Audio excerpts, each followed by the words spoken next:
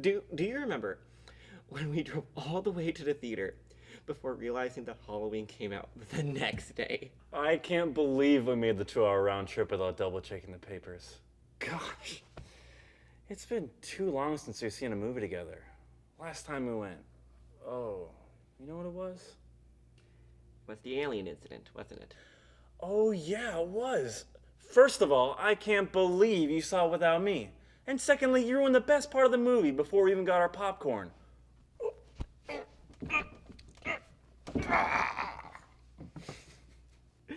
I feel so bad, dude. I don't know why I assumed it was also your second time seeing it. Oh well, just water under the bridge now, right? Right. Now, I know your semester just ended, but did you see it yet? I did. Saw it Friday. Have you? Of course, but I saw it on Wednesday. I've been dying to talk about it. It was like way better than I thought it would be. Those huge snowy shots were so rad. The camera was so steady. I don't know how they pulled it off. It was totally awesome. Truly a groundbreaking movie. The snow was making me nervous for a minute there. I can't believe they almost killed the main character off from hypothermia. Hypothermia! Almost. Oh, are you talking about that blonde kid? What's his name again? Luke? Luke? Wasn't it Danny? What? No! Who the hell is Danny? Huh. I could have sworn it was. That's quite the coincidence, though, when you think about it. Coincidence? Yeah, 2 movies coming out with a main character named Luke. But... Anyways, some of the movie is a little foggy for me. We may have had a post-final celebration right before heading to the theater. And needless to say, the room got a little foggy, too, if you know what I mean. Man, the wicked stuff you get into in college. Man, I'm glad to be done with school. Don't need to de-stress if there's nothing to stress about. Well, whatever. Dude, okay, you know what I don't get? What? How is this random blonde kid, Luke, or whatever, so powerful? He's not anyone special other than these odd powers and the weird voice he hears. Guess that's true for the majority of the movie. The Force works in mysterious ways. It just makes so many strange things happen. Like, what was that gross bathtub scene? Bathtub scene? Yeah, it was totally bogus. I didn't need to see any creepy beat-up naked bodies. Like, what was the point of it? Oh, I think I know what scene you're talking about. I don't know. Make sure to show Luke's entire story? I guess, but watching scenes like those while you're high, not cool. I don't like going from looking at a smoking hot lady to looking at a dying naked body without warning. Man, you must have been smoking something special for that scene to affect you that badly. I hardly remember that happening. None of it would have ever happened if they just didn't let him go off on his own. It gets him into so much trouble. The only person who had any chance of helping him was some weird, old, wrinkly guy who was somehow the only other person with these mystical powers. But when Luke goes off on his own, the guy isn't even there to help him. So what's the point? I don't know, I think he's old enough to take care of himself. And he doesn't just see the people, he talks to them too. He could really be there. You really think he was old enough to be wandering around on his own? Yeah? Well, alright. I think my favorite part was when they threw in that character towards the end who played a pivotal role in the story. Thrown in at the end. Which character? I'm forgetting this dude's name. He tried to help them out, but ended up kind of screwing them over a little bit. Huh. You know, the black guy. Oh yeah, Dick. Whoa, he made some mistakes, but was he really that bad? What? Oh no, I said that because... I mean, yeah, he didn't do much to help their situation, but he really tried. No, I agree with you. Never mind. It was really looking like the good guys weren't going to make it out towards the end there. That last scene, the huge conflict between father and son, Luke nearly dies. Literally nearly gets killed by his father. It did get pretty scary there. This was a darker film for sure. But they were able to break it up with some comedy here and there. Like, they had that great thing about the scruffy Nerf something. Nerf? Wasn't it a tennis ball? A tennis ball? Huh? Can you imagine, though, just being stranded out in the snow in the wilderness, and the only way to communicate with others is through some unreliable radio? Oh gosh, that's true. I mean, they're so close to dying because they can't get in contact with anyone to come save them. They could have been killed by that horrid deranged monster or hypothermia or whatever else was out there.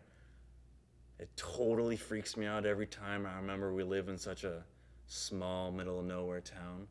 It could happen to us. We could all freeze to death or get murdered, and no one would know. Dude, don't remind me. I still freak out every time the snow comes in for the winter.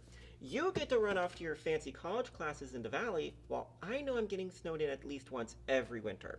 I would hate to die like that. Frozen, just like the guy in the movie. Open eyes and mouth, no one to save him. I don't know, I think you survived, though. You think he survived? Yeah, I do. I mean, he has to come back for the sequel, right? Sequel? There's gonna be a sequel? Duh, there's so many unanswered questions. What questions? The ending scene is so final. Oh, come on, dude. No, it's so ambiguous. They're all left staring off into space. Luke is trying to figure out this complicated relationship he has with his dad, apparently. I think that movie was perfect as it was. But I guess it would be cool to see more. Man, you haven't changed one bit. Still the big movie nerd you were in high school. That's fair, that's fair. I really love the small details in movies, you know? Like, the big stuff and the plot points are great, but it's when you really look into it. That's what excites me so much. I would love to go see it again. Maybe we can find a time to see it together. You know, when my mind isn't so foggy. Especially now that I'm done off for the summer, it'll be a nice throwback to when we were supposed to see Alien together for graduation. I still feel bad, but I would be so down. I will say, though, nothing will ever beat seeing it for the first time. I don't know. It's someone like you're in on the secrets a second go around. That does make it more fun. Being the only ones in the entire theater that know that Darth Vader is Luke's father. What? Oh, come on, dude. How high were you? Forgetting Luke's name, I can understand. But how could you forget that? It's laid out so clearly. He says it. No, that's not true. That's impossible. Exactly. He cuts off Luke's hand, tells him that Obi-Wan lied, that he is Luke's father, and then Luke jumps down and escapes. Oh my god. Dude, you're spazzing out. You're acting like you didn't even watch the movie. I didn't. I saw The Shining. You've got to be kidding me. I cannot believe this. You just ruined The Empire Strikes Back for me. The most important movie of our generation. Well, you just ruined The Shining for me. Yeah, not the same. But it's not my fault they're so similar. I mean, how do they have main characters with the same name? That's insane. I'm pretty freaking sure his name is Danny, dude. Well, maybe if I partied so hard, you would have remembered. Darth Vader is Luke's father? Too late to play it off as a joke? Too late, dude. Damn. Still want to go see it with me?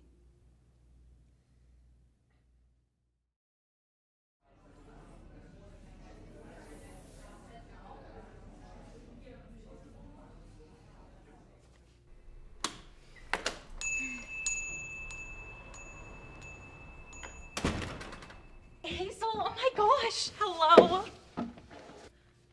You know you're late, right? Sorry, Mom wouldn't let me out the door this morning. You ordered already? Yeah, I just got you a coffee. Is that fine? Perfect. It's so good to see you. How long has it been? Well, I think the last time we were in the States was when we came back for a month before moving to Taiwan. So like 6 or 7 years ago?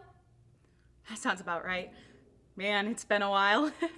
We would have seen each other sooner if you'd come home for Christmas. Don't you start on that. Mom's already bugging me about it. Besides, I had to work. You're looking at the new assistant manager at the Claire's Accessories at the Valley Fair Mall. You really couldn't take winter break off to be with your family? College is expensive, all right? Look, I'm here for the weekend. At least we'll have you for summer break in a few months.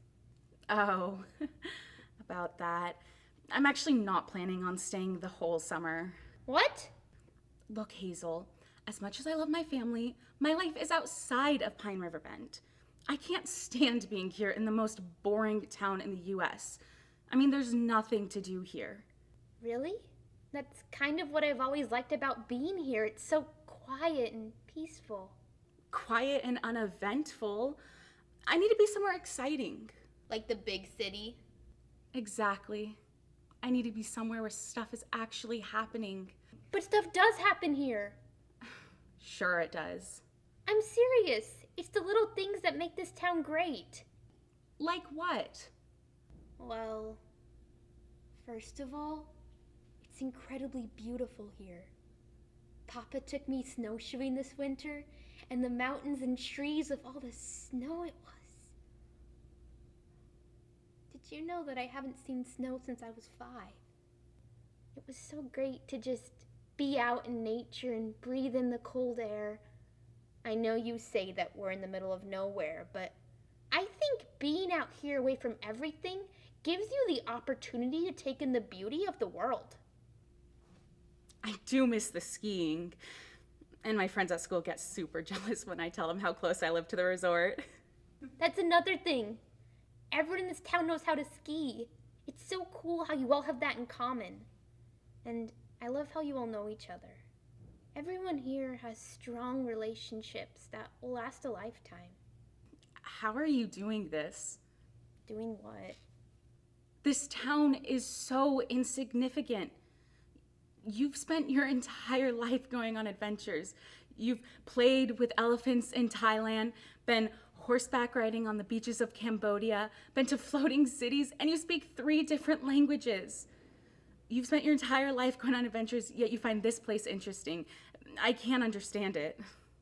Mary, you know how it is. My parents are missionaries. I've never lived in the same place for more than 4 years. My life is always changing. When we come back to the States in the summer, we are constantly moving around visiting people. It's kind of exhausting. And well, the States have always been a little scary for me because my life isn't here. I've never really known where to call home. Where are you going with this? No matter where I was in life, or where my family had been living, whenever we came back to America, we always stopped here to visit Nana and Papa. My parents would always sleep in Dad's old bedroom, and I always got to stay in your mom's old room. You would always come over, and we played board games in the basement. Throughout my crazy life, this town has always remained the same. It's like the one thing I could always count on to never change. Wow. I guess it makes sense for you to want something so familiar and normal. That's the thing, though. When I'm overseas, my life feels completely normal. It's only when I come back to the States that I realize it's not. You know, I've always been jealous of you. You get to travel the world, your parents have a cool job. My dad's a social studies teacher. Like, how boring is that? That's why I want to leave this place. As much as I love it here, like you said, it never changes. And if I want to move forward with my life, I can't stay here. I guess I understand that. Part of me has always wondered what it would be like to live in the same place your whole life, but I also don't think I'll ever be able to do that. Why not? After college, you could get a job and just stay wherever you are. No, I don't think I'll ever be able to stop traveling. It's too much of who I am. I mean, I love it here, but I kind of just feel like I'm passing through. Like I'm taking a necessary step towards the future, but my life is on pause and I'm not really where I'm meant to be. And where are you meant to be? I don't know. But I feel like eventually I'll end up somewhere that isn't in the States. Like I came back to go to college and stuff, but I won't stay here. Like, my heart belongs overseas. That's really cheesy. Don't make fun of the way I feel, Mary. Sorry. Hey, you were just annoying me about wanting to leave this place, but here you are saying how you'll never belong here. Hey, no, I wasn't saying that you couldn't leave here. I just wanted you to remember how great this town is. And just because you're not living here anymore doesn't mean you can't come visit. I suppose you're right. This last year's been kind of rough. And when you didn't want to come back to visit, it really made being here harder for me. I'm sorry, Hazel. I didn't even think of how your transition would be. Tell me about it. Why was it so difficult? I mean, Mom and Dad are still overseas, so it's been difficult living without them. And Nana and Papa are great, but living with them is interesting. I can imagine, but you've survived so far. I know. But like I said before, one of the things I like best about Pine Riverbend is the community. But that makes it very hard to break into the culture here. I'm an outsider. Most of the other kids in my class have known each other since kindergarten. I mean, they're not mean to me or anything, but I can tell. To them, I'm just the weird girl from Taiwan. I'm sure they don't think that. But they do. And the worst part about school is that everyone expects me to act like them. But I have no idea how to act like an American. It seems like you're doing a pretty good job so far. That's the thing. I look and sound like one of you, so why wouldn't I act like I've lived here my whole life? I didn't grow up with this culture, so half the time I have no idea what's going on. I didn't even know any English swear words until I started public school. I've transitioned cultures before. I just don't get why this time is so hard. Well, you were very young when you first moved overseas, so that probably made it easier for you. I guess. I'm just scared. Of what? The future, college, I don't know. I have to choose where to go, but I can't make up my mind, and I'm terrified I'll make the wrong decision. What are your choices?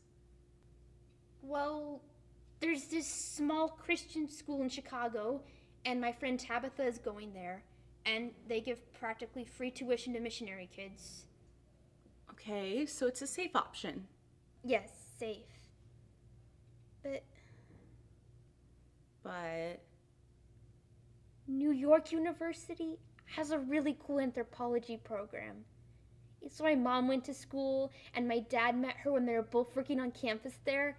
Something about it just feels right. well, if it feels right, why aren't you going for it? It just feels so different and big. And what if I get there and end up just feeling lost? I get it. College can be intimidating. I go to a giant public school. I mean, there were more people in my dorm than there are in this entire town. At first, moving away was scary, but now I love it. Look, Hazel, if it feels right, it must be for a reason. Yeah, I know. Deep down, I think I've already made up my mind. I know what I have to do. It's just hard to trust that it'll turn out right.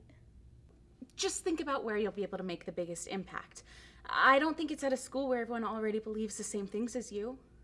I have thought about that. Part of me really doesn't want to go to a Christian school for that reason. It's just difficult. I know wherever you go, you'll be just fine. And besides, you still have time to make up your mind. I know. It just feels good to talk about all this with a person instead of Nana's cat. But Mr. Lavender is so good at listening. Yes, he is. Thank you, Mary. Of course.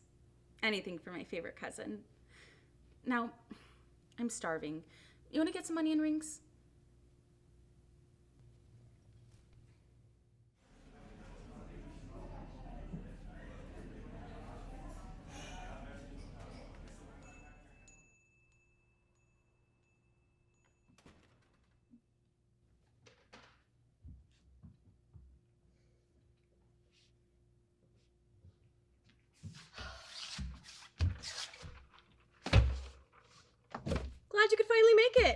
since you're only 20 minutes late, I thought we could get a motor on... No thanks. Did you forget your trapper keeper again? I guess so. Looks like I have to go back home and grab it. Ooh. No, that's okay. I have an extra one you can borrow. I remember to bring an extra since last time you went home and forgot to come back. Whoa. Is this an erasable pen? This is outrageous. Totally bitchin'. Oh, totally. My dad got me a whole pack for senior year. You think you're so funny, don't you? Now, focus up. Do you remember what we discussed last class? Well, I remember Jenny McNabb barfing after she saw Johnny Carter fall and snap his leg during practice outside. It was pretty gnarly. Okay, well, that was definitely part of it. Besides that totally grody moment, do you remember anything Mr. Reedy was saying? Not really. Most of the time, I have my Walkman tucked into my hoodie. Well, maybe if you'd pay attention in class, you wouldn't need my help graduating. Sheesh, take a chill pill, okay? Then after all that, I remember Mr. Reedy blabbing on about Ronald Reagan and how great he thinks he is and how they're so clever to nickname their space plan Star Wars so it's more relatable to the younger generations. It's so lame. I guess that's kind of true. At least they're trying something. Okay, so that was homeroom. How about our next class? English. How's your book report on The Outsiders coming along? Going all right. Scotty and I were into the video and oh man, Matt Dillon knows how to get your girl going, if you know what I mean. No, I don't know what you mean. What do you mean? You don't know what I mean. That leather jacket, that greaser hair all slicked back and sexy. It just makes me want to rip off those jeans and just... I knew what you meant, okay? I'm not going to be discussing that with you. Oh, come on, chillax, little Miss Prissy Pants. I'll leave it alone if you tell me which fine-ass greaser got your preppy juices flowing. Oh, barf me out. You were disgusting. I'm not going to tell you that, you chump. Oh, man, if Matt Dillon were here, I'd let him and Ponyboy just... Rob Lowe! Rob Lowe did it for me, okay? Now will you please be quiet? No shit, really? I would have pegged you as a Swayze lady. Bite me, poser. Eat it, corn chip. Shut up, you metalhead. Get bent, Barbie. All right, you wastoid. I don't need this. I'm not the one failing out of high school. You came to me for help, remember? I'm out of here. Oh, Christ, okay, no need to get your panties in a twist. We were just having fun. Come on, you can't leave. You need the extra credit to boost your grades so your dad won't let you miss a quiz because you're busy letting Johnny Carter feel you up under the bleachers. How do you know that? Vomit isn't the only thing coming out of Jenny McNabb's airhead mouth. Gag me. Okay, fine. If you tell anyone, just know I will hunt you down and run you over. Got it? Crystal. Ace. Okay. Moving on, let's switch to something else. How about government? Okay, so last class we discussed the United States invasion of Grenada and how it is a success in the U.S.'s efforts against communist countries in the Caribbean. What? You know it's all propaganda, right? Reagan used a crumbling government in the presence of Americans as an excuse to deploy excessive force and to cover up the fact he's the reason for hundreds of deaths in Lebanon just a few days earlier. It is not! It is an important victory in the rolling back of communist influence. Just because people die doesn't mean it's propaganda. People die in war all the time. Yeah, but should they?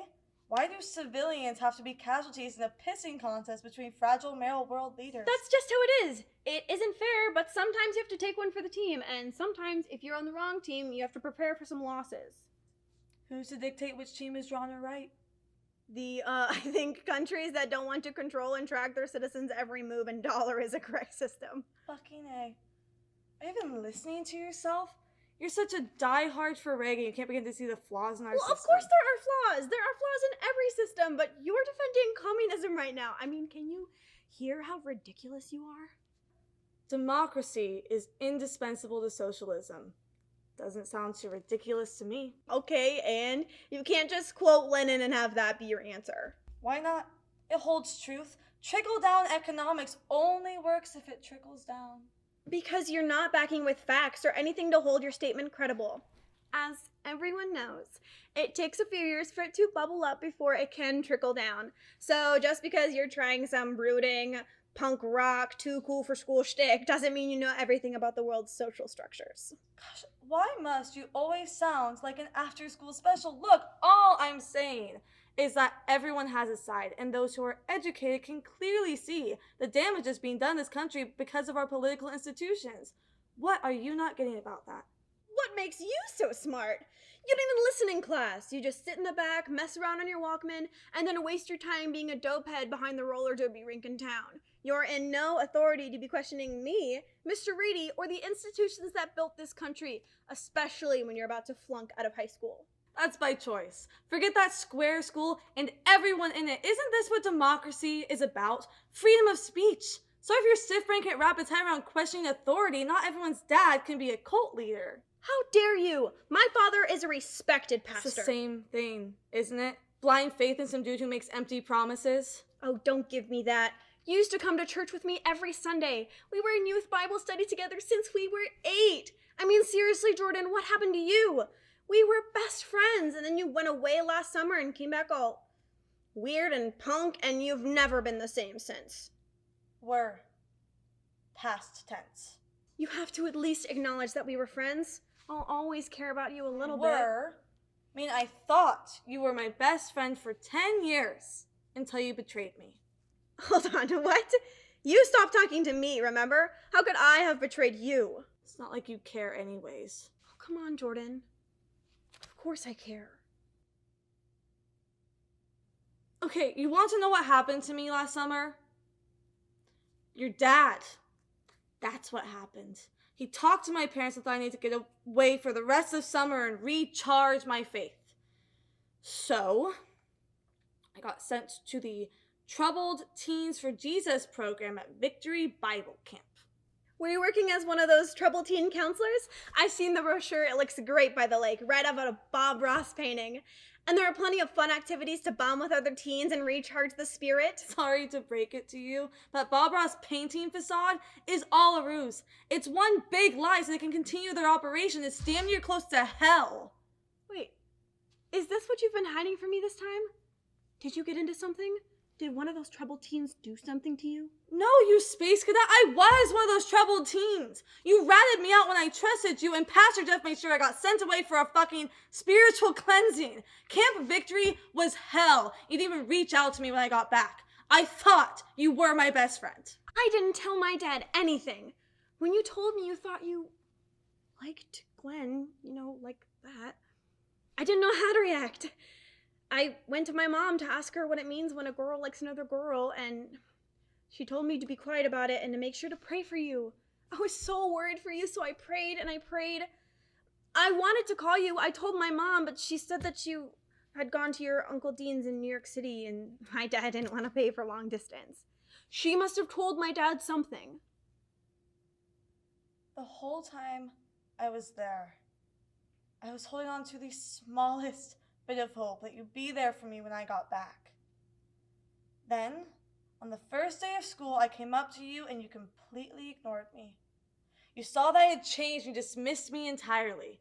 Then, when Tristan called me a dyke and everyone laughed, well, you just stood there. You didn't do anything, you just stood there. You're choosing your stuck-up youth group friends over some you've known since you were 3 years old. Jordan, No, you don't get to talk right now. I was crushed.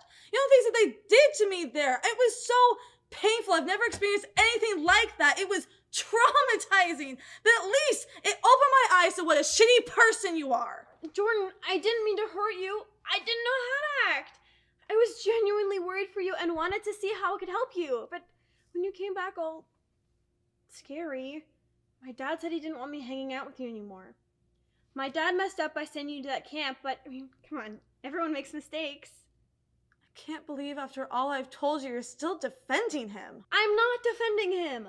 I bet what he did was just him thinking of your best interest. He'd never intentionally hurt you. He wouldn't hurt a fly. You don't know the things that they did to me there. That doesn't matter anymore. Look, it wasn't right, but my dad doesn't work with that camp anymore, okay? Do you seriously believe that? He's not a bad person. Yes, he is, Leslie. He's just trying to help you, Jordan. I'm trying to help you. Remember the verse? If we confess our sins, he is faithful and just to forgive us our sins and to cleanse us of all unrighteousness. John chapter 1, verse 9. He just wants to help you. He wants us all to share in God's kingdom. He's looking out for our best interest. Oh, really? Do you seriously think he has your best interest at heart? You're telling me it's in your best interest to be Little Miss Perfect Prom Queen doesn't move from her daddy's house to her husband's house? Future preacher's wife, when your daddy forces you to marry some shepherd hick boy, makes you pop out as many of those life-drained, dim-witted babies, that way he can control their lives too? Oh, like you're going anywhere special by going on some commie queer crusade. Maybe my dad was right by sending you to that camp. You're clearly misguided. I might be the pastor's daughter, but at least I'm not some freak dyke like you. Oh, Jordan. I'm so sorry. That came out of nowhere. I promise. I didn't mean... Your apology means nothing to me. I know who you are. I've got a motor. Bye, Leslie.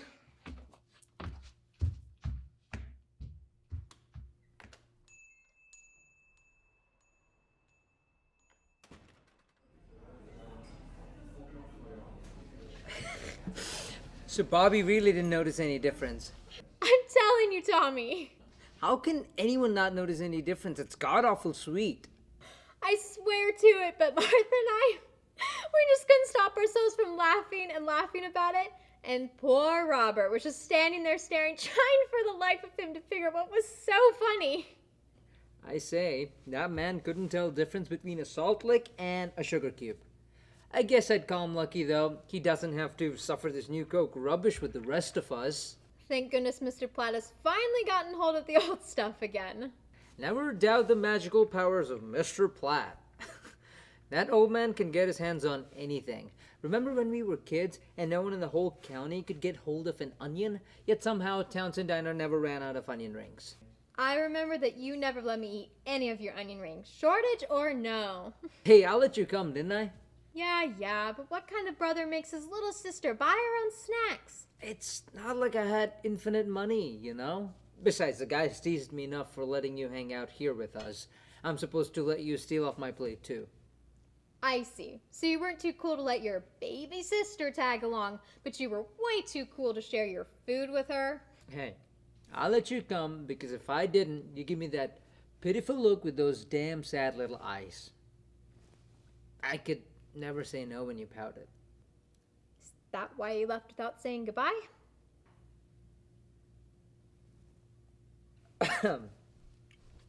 Yeah. Linda, Forget it, I shouldn't have said that. I'm sorry. Linda, I... Just drop it, okay? I don't want to... It's nice to see you.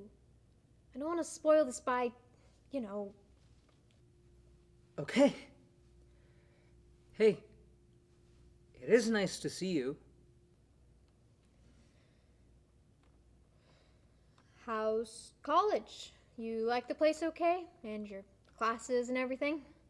It's great. Oh, Linda, you should see the place. There's this great big library with 5 floors and more books even I can read. Sounds amazing. And how's Susan? She's great. Really great. She's got the job at the library, actually. Figures you'd fall for some bookish city girl. Yeah.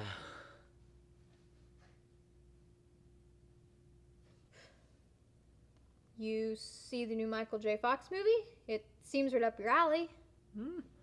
Oh, shoot, it was great, wasn't it? It was alright.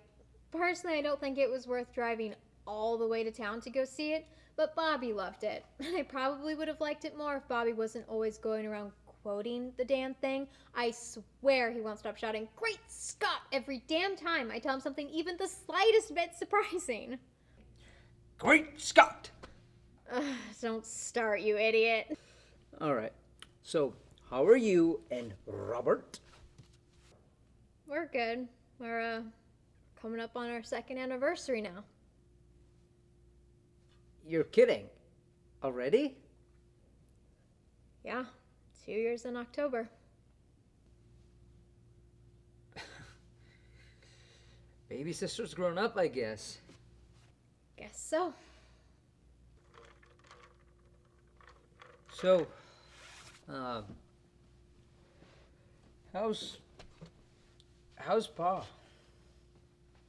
He's good, stubborn as ever. I've been trying to convince Pa that Bobby and I can handle the store, but I swear that man will keep working until the day he dies. You ought to see him, if you got time. That is, he'd love to know you're in town. He doesn't know I'm here? If you haven't told him, then he don't know. Oh, well, I thought you might mention it to him. I don't want nothing to do with that conversation, Tommy. I'm not going to be your messenger. Right, yeah, the town sure has gotten bigger. So much has changed around here, I hardly recognize the place. Time will do that, even in a sleepy town like ours. You know, they're talking about building a new restaurant up the road, across from Toby Miller's place. A burger place, I think. I heard a rumor it might even be a Burger King. But I'm sure all that's nothing to city folk like you. You probably got, what, a Burger King or a Howard Johnson's on every corner? Not quite. There are loads of corners where there isn't either. Yeah. I bet I know what is on every corner, though. What's that? I'll take a wild guess, and you can tell me if I'm right. Phones. Your big old city got those? I bet they're everywhere. Bet you don't even have to leave your fancy campus because they got telephones at college too, don't they? Well, Did you just get stupid and forget how to use them? No, that can't be it. You're in college now. So you must be a smart man. So if you have telephones and you're smart enough to use them, then why is it that I had to learn from your Christmas card that you were even at college? Hell, I didn't even know you were back. You come back from the other side of the world, then without a word to us, move to the other side of the country. Who does that?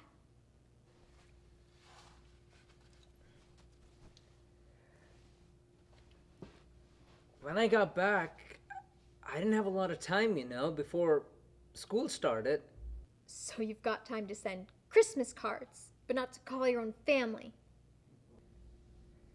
Well, you see, when I got accepted, I just couldn't wait to be there. And it's not easy to make friends in college at my age. I just needed some time to start meeting people. So you wanted time to meet people. Fine. You wanted to see the city at Christmas. Whatever. Your girlfriend invited you to stay with her folks for spring break. Great. I may not be from one of your big cities, but I'm actually pretty smart. I can spot a pattern when I see one. I don't know what you're talking about. Unbelievable. That's really how you're gonna play this? Fuck it. Why the hell are you here? Can't a man come home without being interrogated about it? It's been 8 years, and hardly a letter or phone call. You didn't even come back for my wedding. I was deployed in Lebanon. To hell with your excuses. You're right. I should write more, or call. That'd be swell. You know how a little town like ours we'd have gossip like that? Stories from our boy abroad, our Tommy. He's in college now. You'd like that, right? To be the talk of the town in the town you won't even speak of. It's not my fault they talk like that, Sure I do. You know what else I know? I know how rotten it feels to only learn about your life from David or Martin. One of the people here you actually talk to instead of your family. I know that whenever David comes home, he brings word of his friend, John Mitchell's boy. Then for 2 weeks straight, it's our big hero, and that Tommy's all folks here can talk about. Whenever there's any news about our Tommy, they won't shut up about you. I can't stand it. Jesus, Linda, what do you want me to say? Do you want me to write home more or not? It's not about that. Then what are you... You left me. You abandoned me. I worshipped the ground you walked on until one morning I woke up and you were just gone. You went off to have the biggest adventure of your life, and you left me behind without even a word. Noah waited by the telephone for weeks, raced home after school every day to check the mailbox, desperate for a message, an explanation that never came. That's not how it happened. I sent you souvenirs from every place I was stationed. I was 12. I didn't want your postcards or a box of crap. I wanted my big brother, the one who let me tag along to the diner and hang out with his friends or sneak out for a late night drive. The one who told off the boys at school and they teased me about my haircut. Nothing like that ever came in the mail. Linda? I'm sorry. But I had to get out of the place. I couldn't become someone like... Like Pa? Like Bobby? Like me?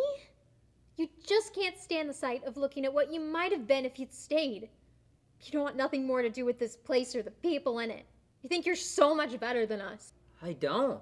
You do, city boy. You think just because your world is so much bigger than ours, that your world must be better too. I wasn't trying to be better than anybody. I just wanted something different than this. I could see my whole life laid out before me here. Finish high school, work at the store full time, marry some high school sweetheart, have a couple of kids, and work at the store till my kids could take it from me like a goddamn to-do list. I wanted to go to college, see places and meet people I haven't known my whole life. I would have never gotten to do any of that if I had stayed. You know, Pa wouldn't pay for college. His mind was made up. You won't learn anything in college about running a business I can't teach you myself. To the army was my road out, so 2 roads diverged in a yellow wood, and I took the one less traveled by. All right, Shakespeare. It's not Shakespeare, it's Nobody cares. Listen up, Brainiac. Susan might be impressed by you spouting quotes from some dead author, but I don't give a damn. And some of us happen to like it here. Everybody knows everybody, and folks around here look out for each other. It's home. My whole world is here, Tommy. It was my whole world too, you know. I might not have had the nerve to really leave if Pa and I hadn't had that fight. Gosh, I was so mad, I couldn't bear it anymore. Pa kept pushing me to take over the store, and I knew if I gave in, it would kill me. So I left. And never looked back. I've looked back loads of times. I just didn't know how to face Pa again. Last time I saw him, he was so angry and disappointed. The look on his face. I guess I figured the longer I was away, the easier it got to avoid coming home and facing the music. So why now? What changed? Oh, God, you're not sick or something, are you? No, nothing like that. I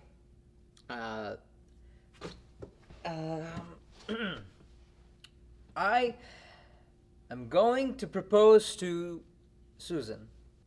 You're kidding. Don't ever scare me like that again, you idiot. Well, congratulations. Thanks. Surely you didn't travel across the country just to tell me that. It is great to see you. But yeah, I've come to talk to Pa.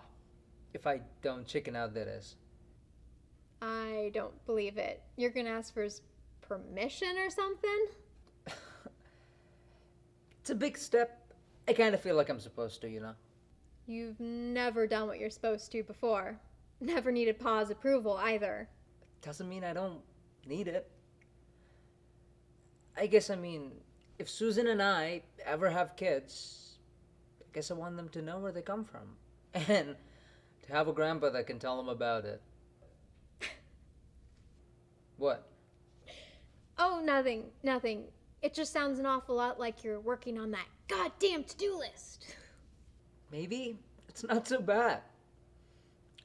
I took the road less traveled by, but maybe I found out the path in the Yellow Woods winds its way until it joins with the main road again someday. God, your literary shtick is even more insufferable than I remembered. Can't believe you found a woman who was willing to put up with you for the rest of her life. Neither can I.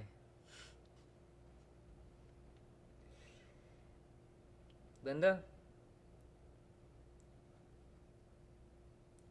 I don't know what to do. I don't even know if Pa would talk to me, let alone what I'd say to him if he does. I wasn't even sure if you would meet with me. Can't say I didn't consider leaving you out to dry, but I figured if you were willing to try and travel across the country to get here, then the least I could do was drive up the road to meet you. Besides, I never stopped wanting my big brother back. Think Pa wants me back too? He's a father, you're his son. My point being, you're both idiots who clearly can't communicate. But yeah, even though he won't say it, he misses you. Don't get me wrong, he'll raise all hell about it, but... You really think Pa would talk to me? I mean, our roads diverged so long ago. Hey, where we're going, we don't need roads. All right, Doc. What do you suggest? First up, more onion rings. You're buying, city boy. We talk some more. We talk to Pa. Word of advice, if it is humanly possible for you to cut the poetry crap for 2 seconds, I'd leave it at the door when we go in. You mean you'd go with me? Someone's got to keep you two in line, right? You really have grown up, haven't you? I shall say this with a sigh. Somewhere ages and ages hence, two roads diverged in a yellow wood, and I... Dear Lord, seriously, Tommy, do you know any other poetry? I like Frost, okay? No kidding. Never thought I'd pray to go back to Bobby's Doc Brown impersonations, but at least he doesn't take himself seriously when he quotes things. All right. I can take a hint. Wow, really? Did they teach you that trick in college? It's pretty neat, Tommy. It might even make the papers. Local boy learns to take hint. Okay.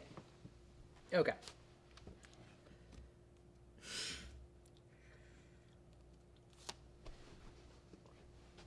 Linda, Yeah? it is really good to see you. It's really good to see you, too.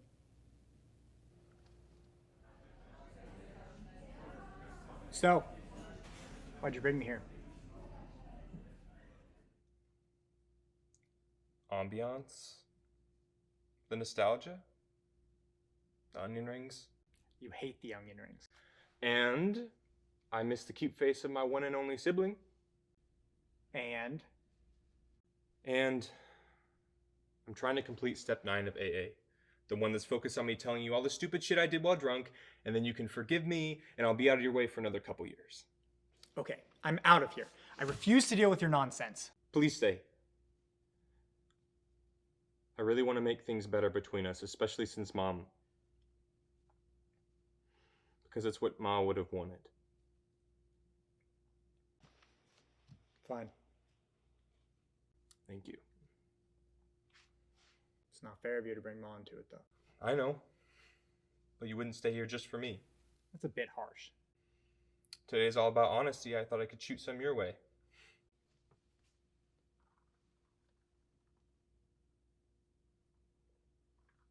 Are you gonna start?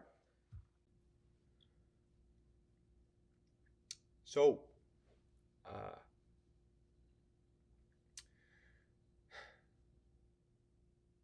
have you seen Dirty Dancing? I heard it's pretty spicy. Aaron, I have more productive plans for my day. So spit out your sins, split some onion rings with me. Get here before I strangle you. Of course, of course. I just lost my mental list, and I want to do this right, so I'm not sure where to start. Are you sure about that? I can think of a couple places off the top of my head. What? Isn't today all about honesty? I hate it when you're right. Admitting I can be right. Maybe you aren't joking about sobering up. This isn't a joke. You sure? I am. Now, shut up and let me apologize to you so I can get on with my life. Let's get to it. What are you sorry about? I'm sorry about. Sorry about. About.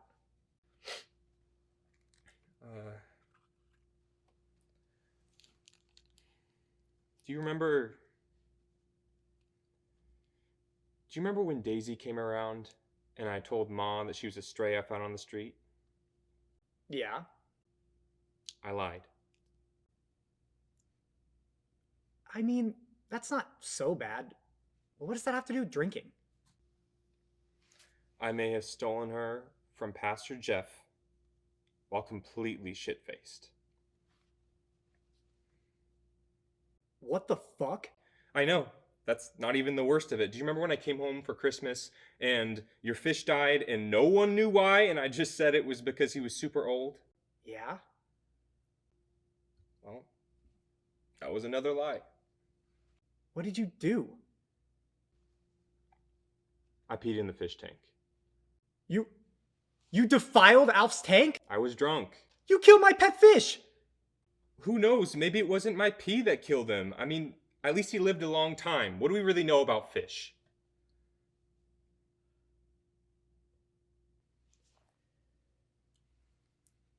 Is there anything else? Do you remember Kimberly? My old babysitter? Of course I remember her.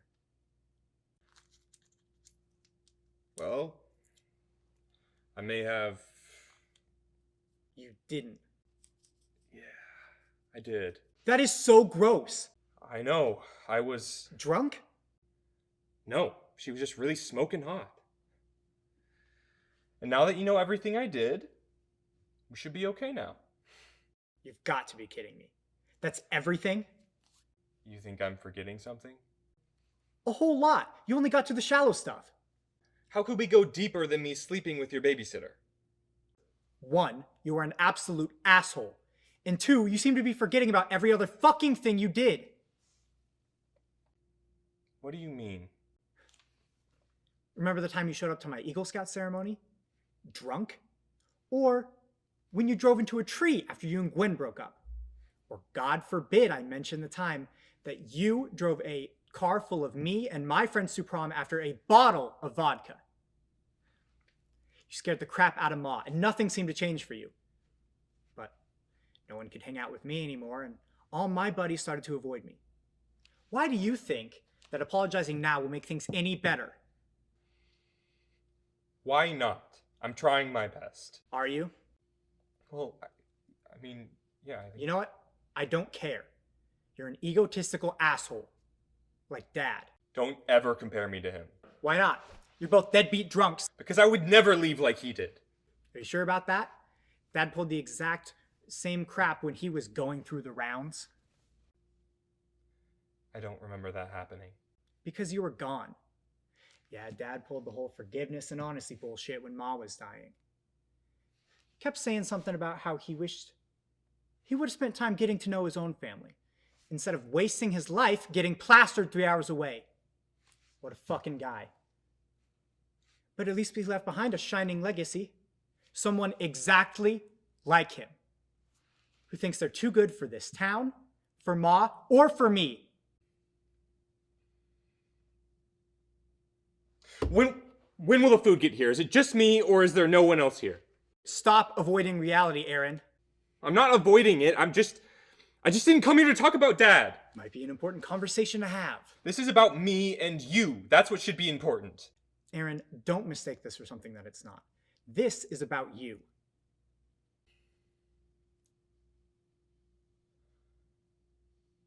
I'm just trying to reconnect. You know, things were so much easier after you left. Finally felt great to take a breather once in a while from all of your batshit crazy nonsense.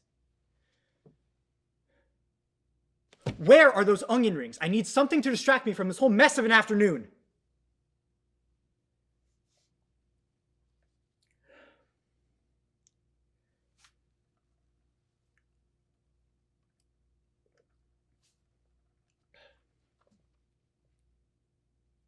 What went wrong with us?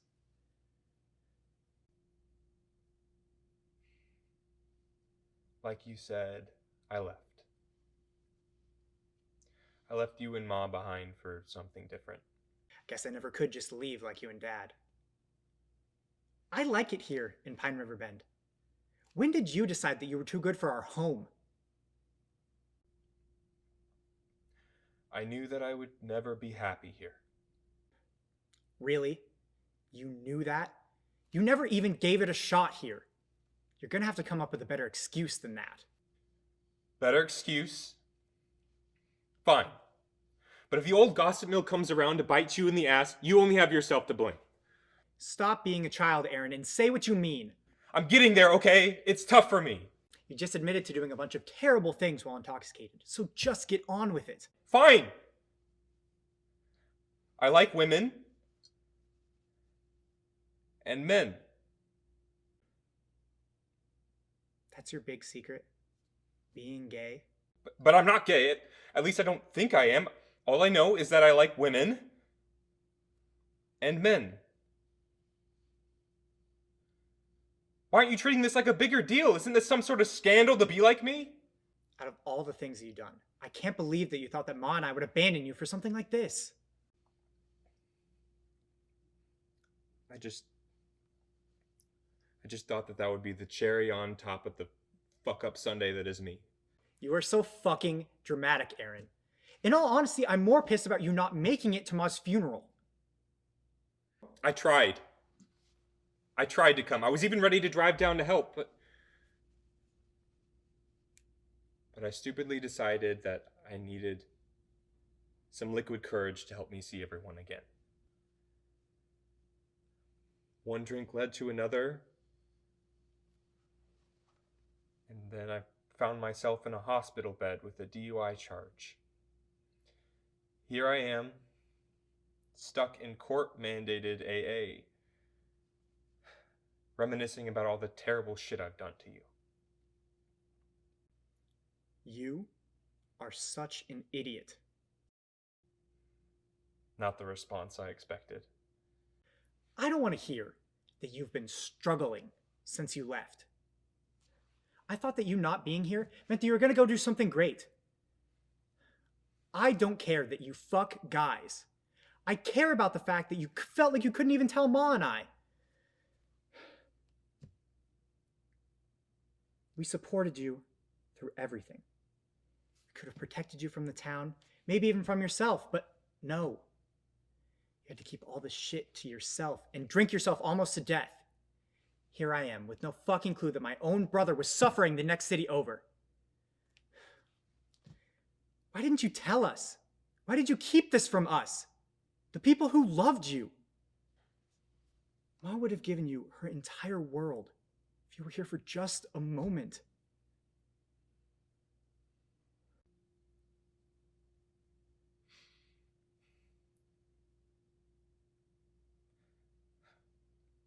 I didn't want you guys to see how much of a fuck up I'd become.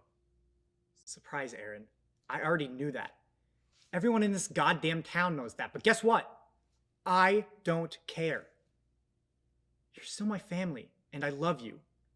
No matter how much you ruin your life, you'll never ruin that for me.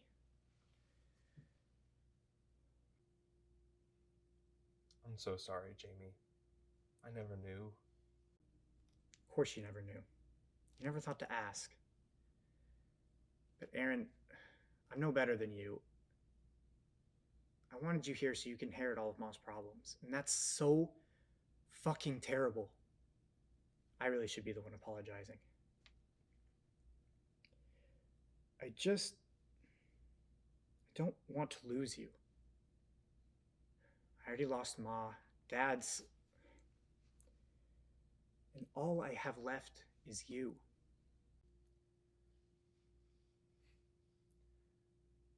Remember when we hid out here from Mrs. Klein? When we broke her garden gnome?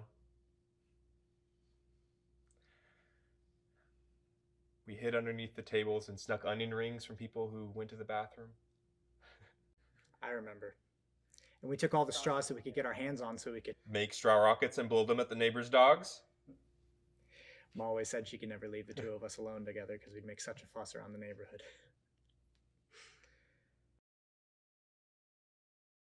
Those were the days. Those were the days. I should have reached out to you sooner. If only I'd known. No point in worrying about the what ifs. I'm just really happy we could be honest with each other. Get it all out of the system. I may have a confession of my own to make. What's that? We all knew it was Pastor Jeff's cat. We just didn't want to burst your bubble. What? Okay, you're gonna have to tell me how everyone found out once those onion rings get here. Why do I feel like that's never going to happen?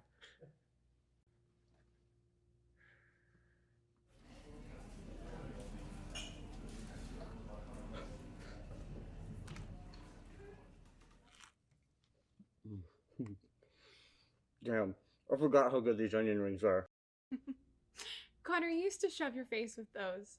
How could you possibly forget how good they are? Well, I can thank you for that. I haven't eaten here in the past 2 years. I don't like coming here without you, sis. You shouldn't put your life on pause for me. Easy for you to say. No, Connor, it isn't. You know I hate not being there every time you do something dumb, or when Mom and Dad get on your case. Well, you're here for this. Thank you. Of course. I'm not going to miss our one birthday tradition, you dork. Well, you did last year. And you've missed literally everything else. Connor, stop. Gwen. It's not fair of you to do that. I've been trying. I'm here with you as much as I can. I can't always control it or whatever. Then what changed this time? You did. You grew up, made some wrong decisions, and now I've got to step in and give some guidance before it's too late. Not really. If you're talking about Aaron, he deserved it. Then and especially now. Was that the first time you saw him since everything happened? Yeah. And that piece of shit thought he could bring some guy home with him. He replaced you with a dude, a fucking guy. How does that feel? You dated someone like that. He likes both guys and girls. He's always been like that. You knew? Look, it hurts to hear he's moved on, but I understand. Actually, I'm surprised it took him this long. We went through a lot, yes, but I never wanted him to be held up on me. He needed to move forward and get his shit together. You need to move forward. And that definitely doesn't mean going and punching him, especially in front of his new boyfriend. I don't understand how you're so calm about this. And hey, anyways, it's not like I really hurt him. No one cares. It's still not okay. And anyways, you know Mom and Dad. For the last 2 years, they've been crazy overprotective and will barely let you see your friends. If they find out you were around Aaron, they'd kill you. Maybe not Dad if you heard you punched him, but Connor, that is not okay. He deserved it. Look, I'm not gonna tell them, but I'm not gonna apologize for punching him. Connor, you really hurt him. He doesn't need that anyways. You know how hard it was for him to come back here. Plus, he could go to the cops or something. Gwen, I'm 17.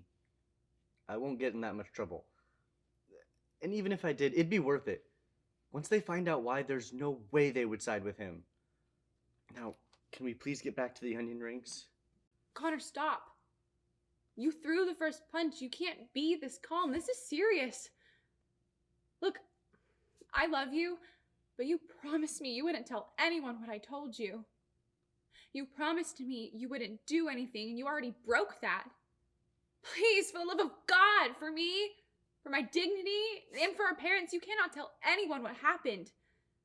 You know exactly how that will go. Just remember where we are. Everyone would know by the end of the day.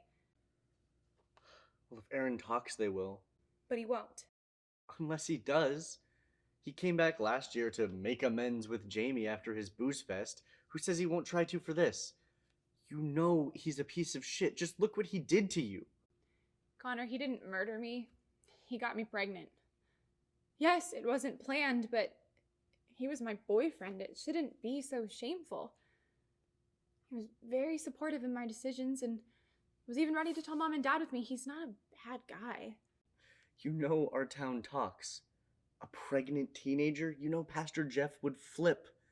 He's already told the town we need to pray for Aaron. He's probably tried to convince him to go to one of the church camps, I'm sure of it. Don't remind me. With small town gossip, Leslie's dad being our pastor, and the abortion clinic bombings out of state, it was and still is a scary time. I'm sorry. Look, I was the one who chose to get an abortion. Not him. Me. He was so supportive. He even wanted to help me find a doctor to do it, and after, he tried to check in on you all, but Dad yelled at him to stay away. That's not true. He never once tried to check in. He didn't have to be there for anybody. He was off the hook.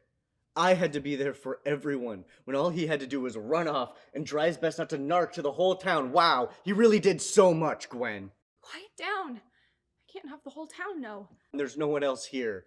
He was nothing but a... No. I worked so long to save up enough money for that bus ticket to see that doctor. It was my fault. I chose a shitty doctor, but Connor, we can't change that now. I can't lose you. Mom and Dad can't lose you. You need to go make it right with Aaron. Apologize. What makes you think I want to see that dipshit again? Please, forget about it. He's a drunk loser, and I don't want to talk about it anymore. He worked through his program, Connor. He's moved forward and grown up. We can't keep in a cycle of hurting people. I can't be here for that. Well, you don't have to be. Do you really want me to go? You know, once I do, I don't know if I'll be able to come back. No. I'm sorry. Stay. I want to see you as long as I can. I'm always here with you, Connor. I always am. No, it's not the same, Gwen. It's not the same. I can't hug you or go down to your room just to bother you anymore. No one to give me girl advice or to help when Dad gets on my case for grades. I'm giving you advice now. It counts for something, doesn't it? If I'm here with you now, who says I can't be in the other times that you need me? 'Cause I always need you. And still, this is the first conversation we've had in the last 2 years. But I've been there still, haven't I? In the really shitty moments, I guess, maybe I think of you, but what about every other moment? Maybe it's only when you really need me. I've needed you every day for the last 2 years. Connor, No, Gwen. Let me say this. You could have asked for my help. you were just 15. I don't care. It would have been a lighter burden than the one I carry every single day. Don't you think me finding you there dying was worse than helping you figure out how to get a safe abortion? That doctor killed you. Aaron killed you. No, they didn't. It's their fault. You'd be here if it weren't for them. If Aaron hadn't got you pregnant, if that doctor knew what he was doing, God, why? Just, you paid to go out of town for it. You went to a doctor. They were supposed to keep you safe. You weren't supposed to get sick. And I had to find you there, laying on the floor in a pool of your own blood. It's too much. I had no idea what was happening, and you were hysterical, just kept apologizing. I did everything I could, but it wasn't enough. I couldn't save you. It was my time, Connor. How can you say that? It shouldn't have happened. My body went into shock. There was nothing anyone could do at that point. I had to watch our parents lie through their teeth to the town saying it was some appendicitis gone wrong bullshit. I had to lie to my friends. I couldn't talk to anyone. Mom and Dad have given up. My world ended. It ended. And Aaron just got to move on while I'm sitting in an empty diner on my birthday just trying to enjoy these cold onion rings. Connor, I'm sorry. I am so sorry I ever put you through that. But hurting Aaron? That's not justice. None of this is. What's next? You'll go hunt down the doctor? What about the bus driver? How far will you go? I know you're hurting, but I promise you, you won't find peace this way. You need to move on. I can't. It's too hard. And what about that doctor? Does he just get to keep hurting other girls and families? Does Aaron just get to forget about you now that he has someone else? How can the world just move on like you never existed? It's not fair. Life isn't fair, Connor. We can't change the past. We can only hope for our future. Your future. You know, I've been wanting to talk to you so badly for so long, I was beginning to think I'd never be able to. Why now? If you were in my position and you saw your dead sister's ex in a new relationship, how would you feel? Why does he get to move on? He was hurting at one point too, Connor. Please, let's end all this mourning stuff and try to keep moving forward. I'm already forgetting a lot of our memories, though. It's like the longer you're gone, the more I lose. That's okay. Not just in the memories. I'm a part of you, remember? If you need me, I'll be here. I know I always wished I was older than you, saying I was more mature, but I never... I didn't want that to be. I never actually thought that day would come, but it just doesn't feel right sitting here knowing that now it's true. How can today mark 2 years since you died? I know you never meant that, Connor. I never wished this for you either, but you will be okay.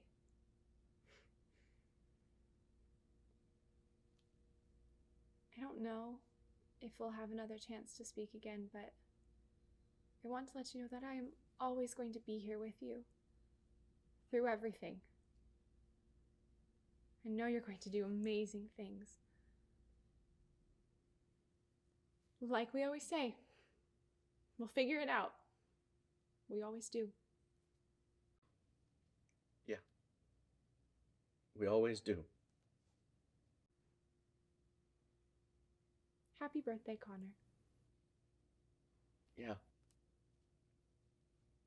Happy birthday to me.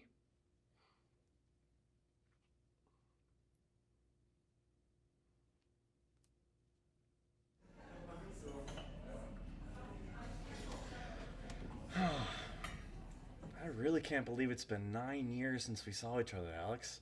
I mean, look at you. You've got this life thing figured out. You're married. To Leslie. Who would have guessed? Yeah, not something I saw coming either, but she makes me so happy, you know? And come on, me? Look at you, Charlie, all businessy and all that, with your college degree and your full-time job. And that beard. It is a nice beard, isn't it? It's weird, man. Life got crazy for me after I moved out of this town. Freshman year was all party. I had some chances to come back home and see everyone, but After that, I got the internship at the newspaper. They asked me to move into the city full time, and I haven't really gotten a chance to look back since. Not until I got the invitation for the union tonight.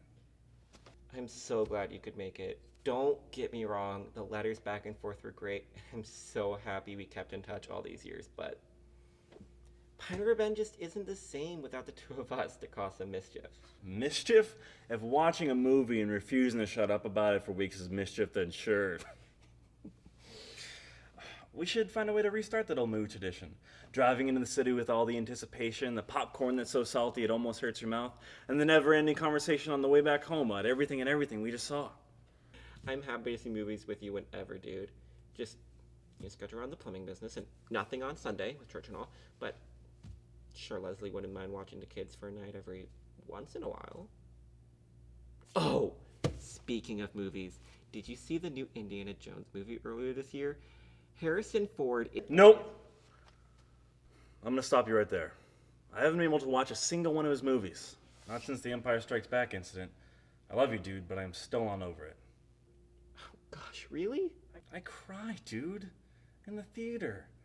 Surrounded by strangers. That trumped the alien incident by a landslide.